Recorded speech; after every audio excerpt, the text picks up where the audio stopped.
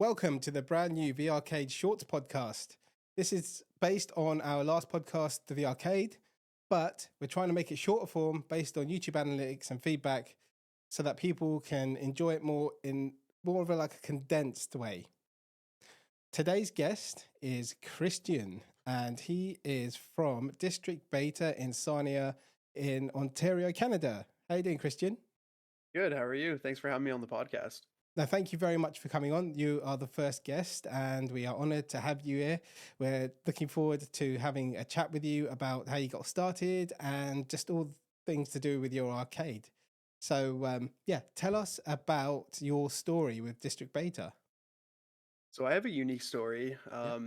I was one of the original customers at District Beta when it opened up in 2017. Okay. And that got me to really enjoy virtual reality. And soon after, I bought my own headset. I was fully into that whole universe. And I was browsing Instagram one day and I saw that District Beta was hiring for a casual worker. I ended up applying to it. Unfortunately, I didn't have some of the things that they needed at the time. Okay. So I was pretty sad because I really enjoyed it. I ended up reapplying again once I saw another job posting come up, Mm-hmm. and I was hired by the owner. And then a couple of years after that, I became the manager. Yeah. And then now I'm the sole owner of the business, which is fantastic. Oh, nice. Nice. How did that come about then? So the previous owner, he owns a marketing company, so he Yeah. decided to kind of shift his primary focus over to that. Mm-hmm. And I was already running most of the things day to day, and he was just doing a lot of the back end stuff like paying our employees and stuff like that.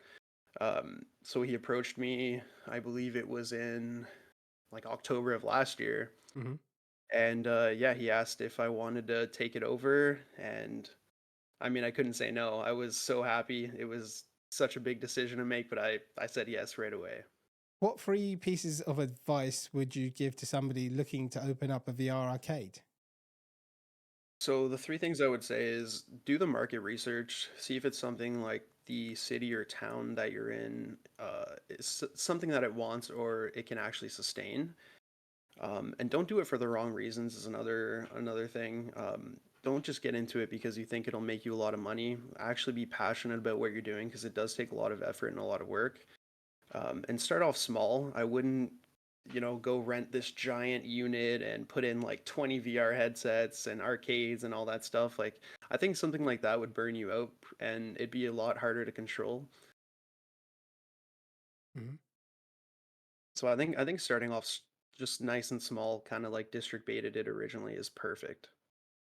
Yeah, because I saw this story on your website. It's a pretty cool story how it started and kind of expanded, and you slowly got machines and pool tables and all that kind of thing. So the old previous owner started off quite small. Then I think he said after like 6 months, he decided to get a bigger space, right? Yeah. So I think it was about six months to a year. He moved into a bigger location, Mm-hmm. kept the same amount of VR, got arcade machines. We set up consoles so people could play like retro consoles, and yeah, I mean we're still evolving. Like now we have a full game store in our location, so people can buy retro games, they can buy new games, they can buy Pokemon cards, things like that. Yeah, it's a really good mix and match to kind of attract different people for different reasons. Correct. So Yeah, we're trying to basically build like the one-stop shop for all types of gamers and families and basically honestly anybody. yeah. Like that's like creating an inclusive environment is kind of what our main focus is. What would you say if I was to ask you to name three marketing strategies that have been successful for your arcade? So social media has been a big one. We Mm-hmm. have a pretty big presence on like Facebook, Instagram, and TikTok. Yep. So getting out to those people, it's been huge. Customer relationship marketing. So basically building relationships with our customers, creating returning customers and loyal customers, but also getting like those customers like it so much that they bring their families, they bring their friends, Yes. they tell so many people about it. So it's just a lot of word of mouth. And then SEO in our area is probably one of the big ones. Okay. So right now we hold like one of the main um, like if you type in escape room Sarnia, we're one of the first ones that pop up for our virtual escape rooms. So different things like that helps us out a lot. When it comes to picking a location for VR arcade, what would you say are the most important things to look for? So I think depends on I guess the town or city that you're looking into, Hmm. but I would say population is kind of important. You don't really want to go somewhere below like a certain amount because it's not gonna be worth your time. Um, but for what we did is we opened up in a city of 75,000 people. Hmm. Uh, so it's not too big, it's also not too small. And I think it's also important to have a spot that there's going to be a lot of foot traffic, to allow people to easily get to your location. Yeah. Public transportation is another important thing. So having it set somewhere that, people who don't drive every day can have the ability to actually go there. Um, and also, like in our city, parking is kind of an important one. So somewhere that has like a pretty solid foundation for a parking lot, and then also somewhere that has enough space for you to grow into as well. So if you want to add more VRs, VR stations, free roam, anything like that, Hmm. it's kind of important to even just like look for somewhere a little bit bigger than what you'd originally be looking for, just to give yourself that room to grow if you wanted to. What licensing platform do you use the most for your games, and why have you chosen that particular one? So currently we use Synthesis, and we've been using Synthesis for a few years now. Yep. We continue and probably will continue to use them because we've never had any issues with them. Hmm. We find that the software is very easy to use, very easy to train our staff on. And the fact that we used to use Springboard, I believe, in the past, and our internet used to cut out where we were at before. Yeah. And that would kind of render the whole system kind of offline. Whereas Synthesis, if the internet cuts out, it's still runs its own servers and it's all fine. Like there's no issues. Oh, nice. That's really handy, actually. It is. That was one of the most that was one of the bigger reasons why we originally switched over to synthesis. What three questions would you ask somebody to qualify them? So somebody's just come in, said, "I've want to check out your arcade." What are the main three questions would you say ask them about their experience and to get them into the right kind of game? Right. So depending on what they're looking to do, if they're looking to do virtual reality, our first question is like, have you played VR before? Is kind of the most obvious one. Yeah. Um, and if like another question we ask if they say yes is, have you played here before? So that kind of gives us a little bit more of an understanding of that if they're going to be less hands-on or more hands-on. Sure. If they've never played VR before, we ask if they've played video games. That way we can kind of also like kind of ask them what kind of games they do like to play so we can make the connection from the standard video games to the VR video games for them. That way they have a more enjoyable time. Yeah. Yeah. Makes sense. Makes sense. Right. And then another important one for us is we always watch out for customers that get motion sickness. So if they've never played VR before, then we kind of only recommend games that have like a teleport style movement or Hmm. more of a standstill style movement, just so that way, it doesn't ruin their experience by getting motion sick. What would you say is the most user friendly VR headset to use if you were going to have a VR arcade? Ooh, that's a tough one. So I would say there's two. Hmm. Right now, I would say the Quest 2 is probably the most user friendly, mostly because I'd say most people have either seen or have tried, have their own. So if you have it at the arcade, it's going to be a lot easier and a lot more hands off if you Hmm. have those.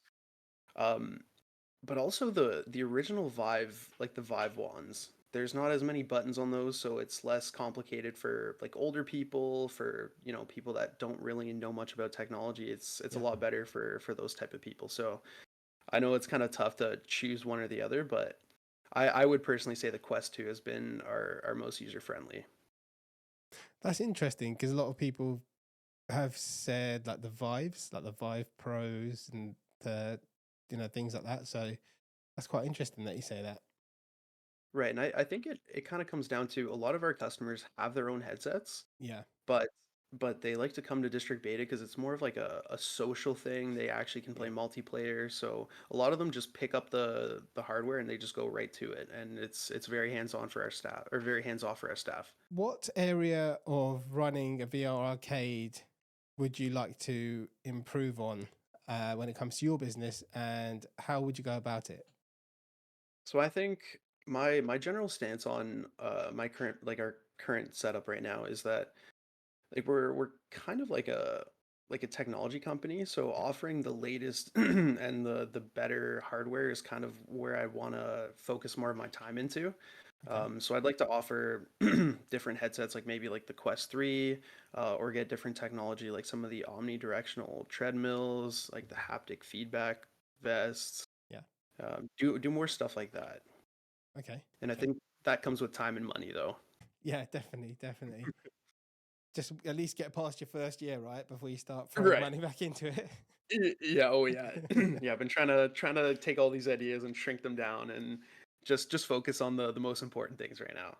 What type of game do you think is missing from the VR arcade market? Something that you think that your customers would really love, but nobody's quite made something to that specification. So I would say there's two. Hmm. So Job Simulator is the most popular game at our location. So Yes. having a sort of multiplayer Job Simulator style game where the physics are fun, there's no real consequences, so they can just have fun would be fantastic. And then another one would be just a very high quality escape room, but one that Hmm. has like more I would say like more action involved with it. So the fact that you can get like pick up a sword and actually fight like some skeletons or something like that, where it's not just, oh, I need to solve the next clue to get to the next location. So it's a little bit more involved. Yeah. Okay. Yeah, I think our customer base really likes those two sort of ideas. So I think those would be fantastic. Okay. Did you try out Atlantis then? I did, yeah. Yeah. So myself and a couple of my employees, we tried it out and we thought it was fantastic. For the especially the reason where one of us could pick up the was it like the gauntlet that shoots the Yes. lasers? Yeah. Yeah, and then the bow, and then you work together to take down the golems or the stone creatures, and it was fantastic. Yeah. That's something exactly what you said about we wanted to be action, adventure, and escape.